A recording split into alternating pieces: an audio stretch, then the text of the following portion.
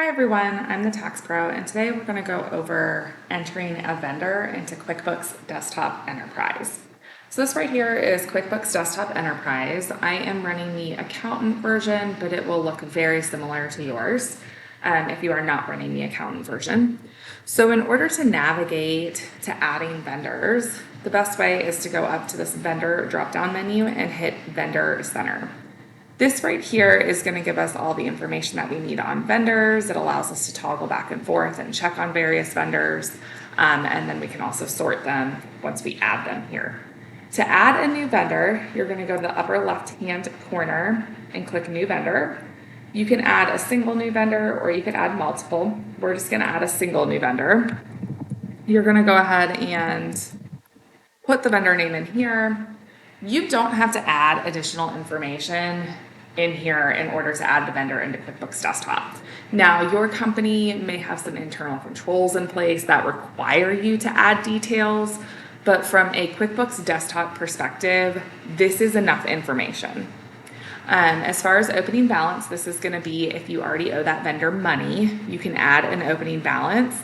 My preference is to create a bill after the vendor is created in order to bring that opening balance over. Now, when it comes to company name, you can put that in there. You can put in a contact.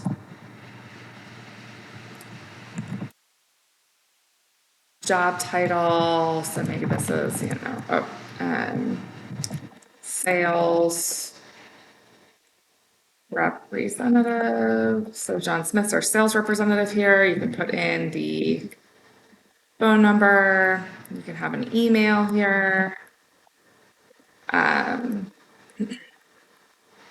You can have a CC email that gets copied on all of the emails, work numbers, websites, other information such as their LinkedIn, etc. Here is the address information. So this is going to be the billing address, so where they have you send payments, remittance, all of that good stuff. So let's just kind of make some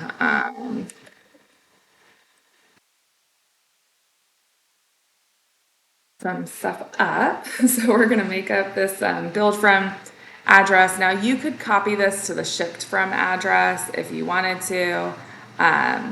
You can modify it and have separate shipped from address.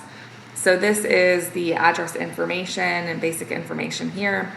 Payment settings. So this is going to allow you to enter in some payment settings. So we can enter in our account number with this particular vendor. So we are customer 5631. We want to put this account number on all the payments that we send over to that particular vendor. Maybe we have a credit limit of $10,000 and we want to make sure that we know the payment terms for this particular vendor. So they have issued us potentially, terms where we get to pay them in 30 days. I also want to explain what this 1% and 2% means. So 1% 10, net 30. This means that we get a 1% discount if we pay within 10 days and our balance is still due in 30 days, but we just get this discount if we pay quicker.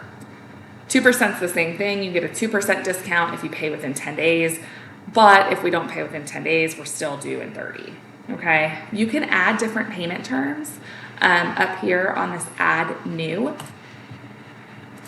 Billing rate. This is probably not going to be very applicable to vendors because we're not going to know what our billing rate is. Print name on the check. So this is asking us, what name should we send this check to? How should we write out checks if we're printing from QuickBooks Desktop? Tax settings. So we want to know if the vendor's tax ID number and if we need to send them a 1099. So I have some other videos that go over when you send vendors 1099s. If you're unsure, go ahead and check those out. But certain vendors that we pay in the course of doing business, we do have to issue them a Form 1099, either a 1099 NEC or a 1099 miscellaneous. And in order to issue that 1099, we are going to need their tax ID number.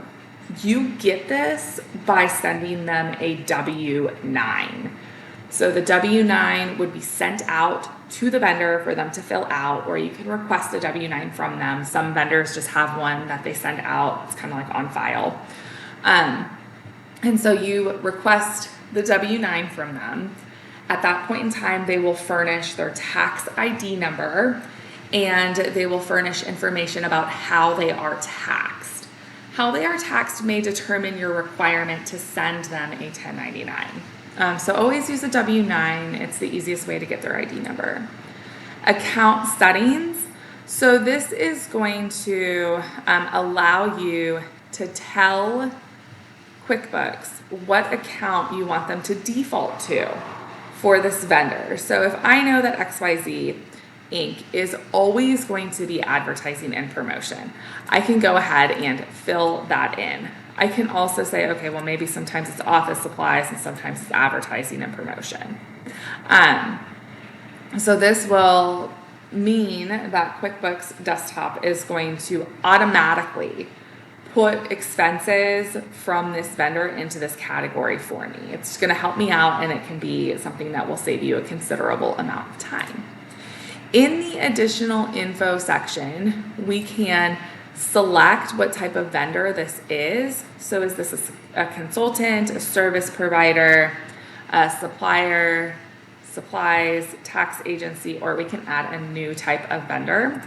We can also add custom fields here. So once we save this, you'll see that they are now sitting in the vendor section, and we can see a lot of information about this particular vendor here. So we can see all the transactions that we've had with this vendor. We can go in and see all payments issued, bills, balance details, all that good stuff. We can add additional contacts at XYZ Inc. if we wanted to. So maybe we have a contact with John Smith, but then we also communicate with somebody else there. We can put their information here in QuickBooks Desktop. We can also create to-do lists for this particular vendor. We can create notes here, additional notes, and then we can also look at the emails that we have sent to this particular vendor here. So this vendor center has a lot of information for the vendors in QuickBooks Desktop. I hope that this video was helpful. If you have any questions, please feel free to ask. And if it was helpful, please like and subscribe. I will see you guys in the next video.